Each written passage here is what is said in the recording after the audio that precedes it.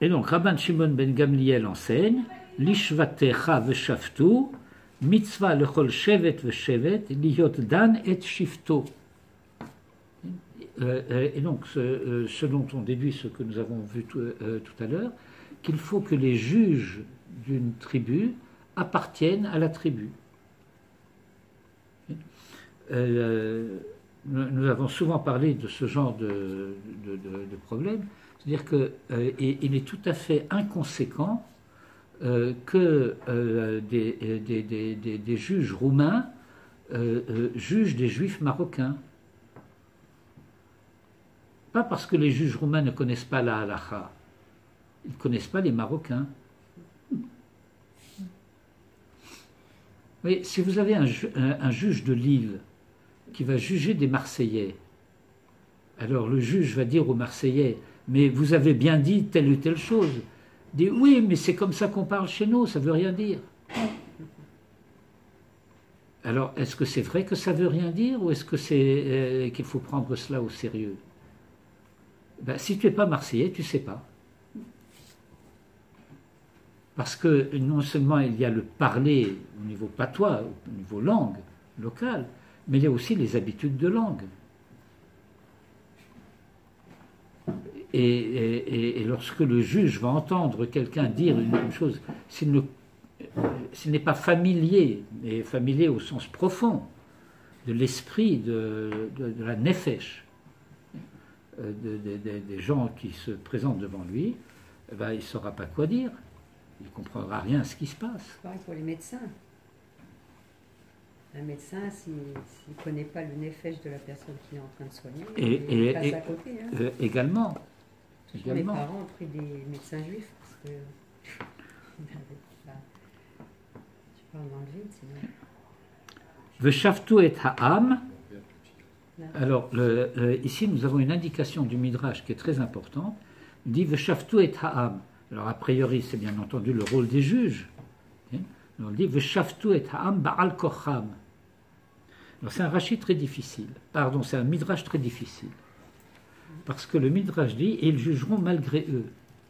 Ils auraient dû dire malgré lui. Malgré eux, c'est qui eux? Alors, c'est justement pour ça que c'est pour ça que je dis que c'est difficile. Parce que Veshaftu et ha'am. Alors, tu veux dire al-kocho. Ça veut dire qu'on ne demande pas l'avis de ceux qui vont être jugés. S'ils doivent être jugés, on va les juger, même s'ils ne veulent pas. Okay. Mais il est possible, d'après le Lachon du Midrash, parce qu'elle dit Al-Kocham, qu'il y aurait lieu de comprendre, eh ben, tu es obligé. Tu préférerais ne pas, mais tu n'as pas le choix. Dans un sens et dans l'autre. Oui, parce que Shaftu, c'est au pluriel, Bal Kocham, c'est aussi au pluriel. Oui, alors que Ha'am, si tu prends Al-Kocham du Ham, ça veut dire qu'il se réfère à Ham comme un pluriel collectif, un singulier collectif, mais ça pose problème. Alors là, il y a une version du Sifré qui comporte une phrase au début de Mishpat Tzedek, mais je vais la sauter. C'est Minui Hadayanim. Okay. Ça veut dire que la phrase qui dit Veshaftu et ha'am mishpat tzedek, ça ne concerne pas les juges, ça concerne la nomination des juges. Ça veut dire que toi qui vas être responsable de la nomination des juges, il faut que tu nommes des juges dont tu vas savoir qu'ils jugeront de manière juste. Qui est-ce qui choisit les juges? Le gouvernement. C'est pas comme en Israël, c'est un juge qui choisit un autre juge. C'est correct. Le pouvoir. Moïse. D'où les problèmes. Non. C'est pas de là que viennent les problèmes. Les problèmes viennent d'ailleurs, c'est pas notre sujet. Vous savez, lorsque David est roi, lorsque Moïse est roi, lorsque Salomon est roi, en tout cas dans la première partie de son règne, c'est idéal. le problème ne vient pas du régime, le problème vient de la personnalité de celui qui est en place. Et je suis en train de lire un bouquin qui s'appelle « Les penchants criminels de l'Europe démocratique » de Jean-Claude Milner. Milner. Jean-Claude Milner, c'est un génie ce mec. Ouais. Je connais pas celui-là. Il a écrit aussi un livre qui s'appelle « Le Juif de savoir ». Bon, il a une langue qui n'est pas toujours la plus simple au niveau de la syntaxe. Non, j'entends Mais, parler de ça. Il a été cité dans les cours. mais en fait, il n'y a pas du tout un ridouche absolu dans ce qu'il dit. Il explique de quelle manière les régimes politiques en place depuis les 20 ou 30 dernières années, sous l'influence de la mentalité postmoderne, etc., finalement, il y a des prétentions que ce sont des régimes démocratiques, mais comme ce sont des régimes démocratiques immoraux, il y a les penchants criminels. En fait, quand vous lisez un bouquin qui a été écrit au XIXe siècle par un monsieur qui s'appelait Alexis de Tocqueville, tu connais ça de Sciences Po, Alexis de Tocqueville qui a écrit sur la démocratie américaine. Bon. C'est vieux. C'est très actuel. Non, mais j'ai lu ça il y a 50 ans. Le CEDER. Il ne pas passer. Je me souviens de discussions qu'on avait avec Manitou à propos de certains livres dont il disait qu'il faut les avoir lus une fois par an. Bon. À Levaille. Toujours, vous comprenez. Et puis il y a un monsieur qui s'appelait Talmon. Historien, sociologue, etc., et qui a écrit aussi un livre sur les origines de la démocratie totalitaire. Bon. Et donc, ce mot clé, ce mot miracle, la démocratie, et les gens n'ont que ce mot à la bouche, démocratie, démocratie, comme ils ont à la bouche le mot Medinat Rock. C'est ça qu'on écrit démocratie avec 2 S. Oui. Eh bien, c'est quoi Medinat Rock? C'est Sdom. En mythologie grecque, Medinat Rock, c'est le lit de Procuste. Vous avez entendu parler du lit de Le Procuste? pied qui dépasse, on les coupe. Ou la tête? Ben, c'est Mitat Sdom en hébreu. Et les gens ne se rendent pas compte de quoi ils parlent. C'est-à-dire que si le Dayan n'est pas kasher, si le Shofet il n'est pas préoccupé de Mishpat Tzedek, alors tout va se trouver bouleversé. Et alors ce que le Midrash nous dit ici, c'est que Veshaftu et ha'am Mishpat Tzedek, c'est pas une phrase qui s'adresse au juge, parce que si ça s'adressait au juge, il faudrait que le verset dise Veshaftem, Veshaftem, avec un tête et un taf, et vous jugerez. Mais il dit Veshaftu, c'est-à-dire les juges que tu auras nommés, il faudra qu'ils, et donc ça va dépendre de qui tu as nommé. Là, par conséquent, le Midrash dit Ze minui hadayanim. Ça concerne la nomination des juges. Chez Halok var neemar lotate mishpat. Il a déjà été dit, tu ne détourneras pas le droit, etc. Ma Talmud lomar, mishpat tzedek. Et donc, puisque le juge a déjà eu, en quelque sorte, l'instruction lotate mishpat, alors ça veut dire quoi, mishpat tzedek? Ça veut dire ça concerne minui adayanim. Lotate mishpat, chez l'otomar, ish ploni nae, ish ploni krovi. Celui-là, il est bien, c'est un type bien, celui-là. Okay. Celui-là, c'est un proche. Velotakir panim, chez l'otomar, ish ploni ashir, ish ploni ani. Velotikar shochad, vein tsarich lomar, le zakot et achayav, ou le chayev et azakai. Et là, filou le zakot et azakai, ou le chayev et achayav. Vous vous souvenez, Rashi? Afilou l'ishpot tzedek. כי השוחד יעבר עיני חכמים, ואין צריך לומר עיני טיפשים. Si l'aveugle les yeux des sages, alors à plus forte raison que les yeux de ceux qui ne le sont pas. Bon. Vissalev divrei tzadikim, ve'en tzarich lomar ene reshaim. Ki ha-shochad ya'aver, ha-omer al tahor tameh ve'al tameh tahor. Vissalev divrei tzadikim, ha-omer al asur mutar ve'al mutar asur. Donc le Midrash donne des exemples de comment ça se passe. Davar acher, qui a shochad ya'aver ene chachamim vissalev divrei tzadikim. Voilà ce que dit le Midrash ici. Il change de registre totalement. Et voilà, le juge, il a pris un shochad. Eh bien, il ne finira pas ses jours sans que se soit présentée une occasion au cours de laquelle il aura vu de travers ou parlé de travers. Je lis dans le texte. En yotse yede olamo, il ne quitte pas ce monde. Od ad sheyoruhu tzedek behoraato. Visalev divrei tzadikim. En yotse yede olamo, ad sheyena yeda ma medaber. Davar acher, lo tate mishpat bemamon. Velo takir panim bedin. Qu'est-ce que ça veut dire On verra dans Malbim. Velo takir panim badin. Tzedek tzedek tirdov. Sham, là-bas, donc dans la référence précédente qui avait été donnée, et la page 37, ici. Minayin le yotse mi beddin zakai en marzirin oto le chova.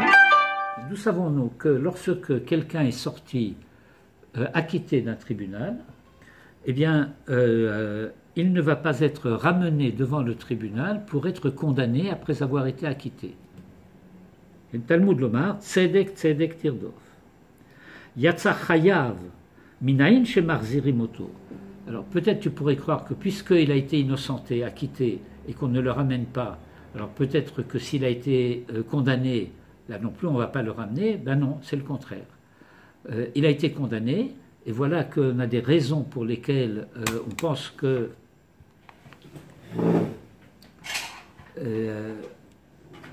et donc vous avez par exemple un article du droit français qui s'appelle l'autorité de la chose jugée. Et donc l'autorité de la chose jugée est telle que la chose jugée, eh ben, on ne refait pas le procès. Mais voilà que la chose a été jugée.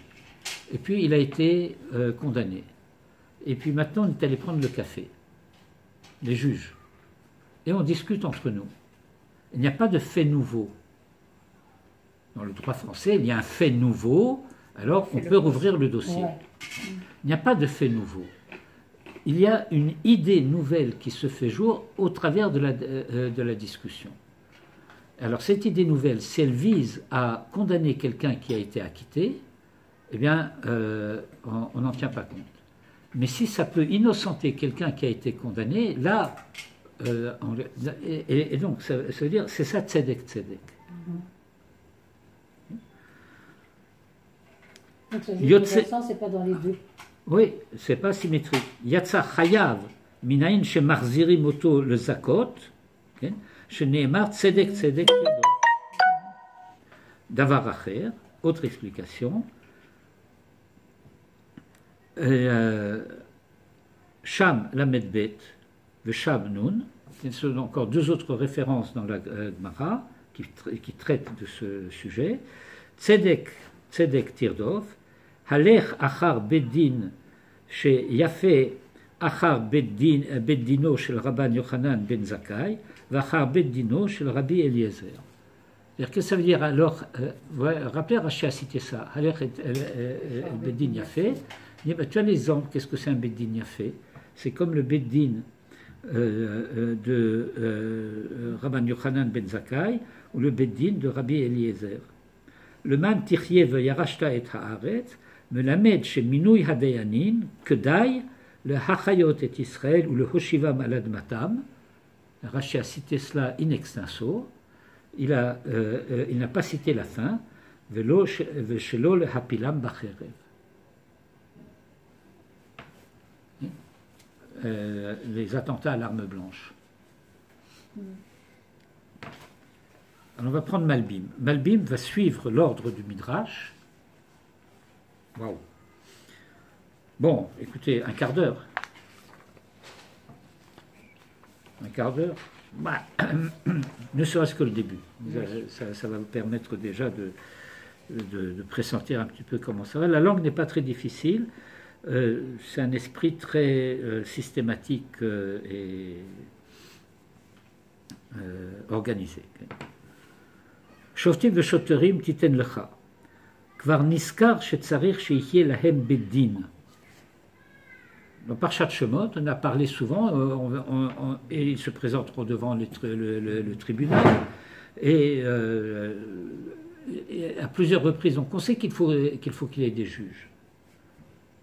Et là-bas, ça concerne les situations dont il va être question, soit l'esclave qui ne veut pas être libéré, soit un problème de divorce, soit un problème de discorde entre des plaignants, etc. Et par conséquent, de quoi va-t-il s'agir ici? Rak lo be'er echut vekamut hitmanutan. Mais voilà que lorsque la Torah a parlé d'une manière générale des situations où il est évident qu'on va avoir affaire aux juges, la Torah n'a pas traité de la manière dont ces juges auront été désignés, établis, ni de quel sera le nombre du tribunal. Est-ce que c'est un tribunal de 3? Est-ce que c'est un tribunal de 23? Est-ce que c'est un tribunal de 71? Et donc, de quoi s'agit-il ici? Il ne s'agit pas ici du fait qu'il va falloir des tribunaux, mais comment ces tribunaux vont-ils être établis et de quel type de tribunaux s'agira-t-il? Ou Be'eropo, il a explicité cela ici. Ou Kva Perash Aramban, et Nachmanide a déjà expliqué, chez Shiur HaKatuv, Shoftim Veshoterim Titen Lecha Lishvatecha Bechol Sha'arecha, c'est comme ça qu'il faut le lire. וממה שנאמר תיתן לך שמדבר אל כלל הכנסייה היינו שיהיו סנהדרי גדולה הממונים על כלל ישראל שישבו בלשכת הגזית, que ça veut dire que comme le Midrash a dit, d'où sait-on qu'il faut un tribunal pour tout Israël, parce qu'il est écrit titen lecha. Alors le Malbim explicite la lecture de la chose. כמו שכתוב, dans דברים כי יפלא ממך דבר למשפט, וקמת ועלית, ואל השופט אשר יהיה בימים ההם, c'est un passage un peu plus loin dans notre paracha. ורבי יהודה הוציא מלשון תיתן לך, שאחד ממונה על כולם. Qu'il y en a un qui supervise tous, qui est nommé au-dessus de tous. Ou Perchoa Tosfot, dans Sanhedrin 16b, Shehu Moufla Shebebeddin, que c'est celui qui est le supérieur du Beddin. Velo Hayam Minyan Sanhedrin, il ne fait pas partie du compte du Sanhedrin. Venirez chez Rabbi Yitzhak, dans le Tosfot, le Shitato, chez Savourle, chez Sanhedrin Shiv'im, Ve'en Moshe Min HaMinyan. Oui, c'est une discussion de détail, de dire voilà, il y a 70 membres du Sanhedrin, mais Moshe n'en fait pas partie. Tu pourrais croire que quand on a dit 70, Moïse fait partie des 70. Non, il y a 70 qui représentent les différentes tribus, et Moïse en plus, au-dessus. V'yesh lomar, chez Medayek Mima Sheneemar, Titen Lecha, Ve'en osin ela alpi bedin shel Sanhedri Gedola, ou meose Sanhedri Gedola, Ve'echrach echad memune al kulam. Ça veut dire que si tu dis tu vas devoir nommer le Sanhedrin, par qui le Sanhedrin va être nommé? Alors il va falloir donc nommer le patron du Sanhedrin, et le patron du Sanhedrin va nommer les membres. Vous comprenez le modus operandi? Donc c'est pas le pouvoir. Alors le pouvoir va désigner celui qui va être le roche. Le roche va choisir. Oui, je vais expliquer cela de la manière suivante. Le pouvoir politique n'est pas nécessairement compétent pour savoir si telle personne est capable d'être un juge ou n'est pas capable d'être un juge. Et donc si le pouvoir politique nomme un juge, alors il va le nommer en fonction de ses sympathies, népotisme ou ce qu'on appelle en Israël les manouim politim, et ce genre de choses. Et c'est absolument, comment dire, pas saoul. Il n'a pas assez bu, il n'est pas saoul. Mais on sait qui est. Mais c'est aussi vrai pour la nomination du Av Beddin. Pas vraiment. Parce que le Av Beddin, il est connu. Je veux dire, il y a un consensus. Il y a un consensus de savoir, c'est lui le chef de la génération. En tout cas, c'était comme ça, jusqu'à ce que les Romains aient interdit la smicha. Et on lui fait confiance après pour nommer les gens. Et c'était a priori le chef de la génération qui disait après moi un tel. Dans notre paracha, je n'ai pas le temps de détailler, mais enfin dans notre paracha, dans ce passage qui est signalé ici, dit qu'il peut aller mimcha davar le mishpat, ben dam le dan, ben din le din, ben. Ça, on dit voilà, il peut se trouver une situation où un tribunal est incapable de trancher, de donner le verdict. Et donc, dans ce cas-là, il faut que le responsable de ce tribunal prenne l'initiative de se lever et d'aller à Jérusalem consulter le Sanhédrin, le grand Sanhédrin.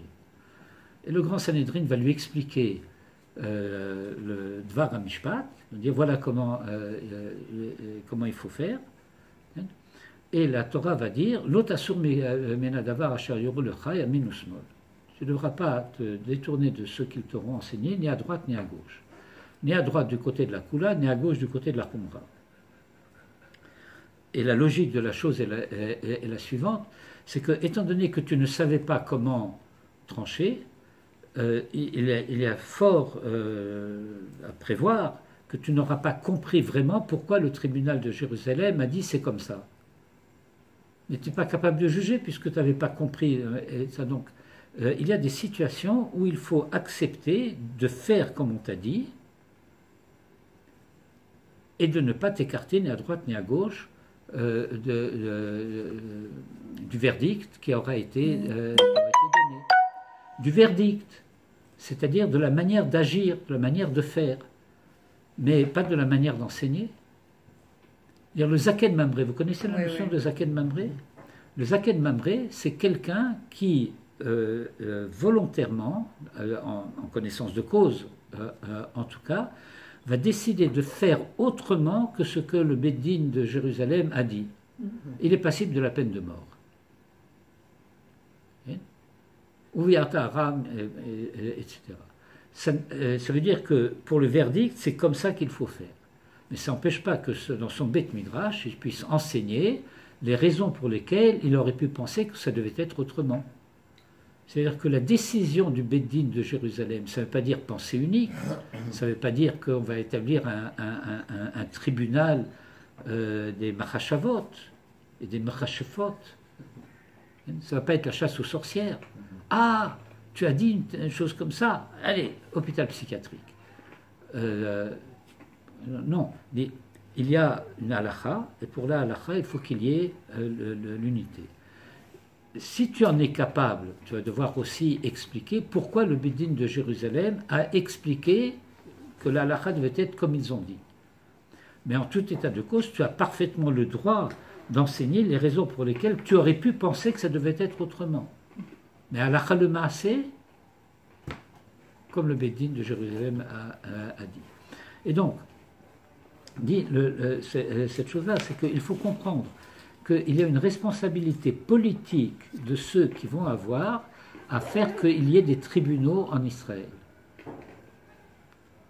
Mais ceux qui vont avoir la charge de désigner les juges en tant que tels, alors il va y avoir des critères extrêmement précis. Et le Malbim, à partir du Midrash du Sifré, va les expliciter de manière très systématique.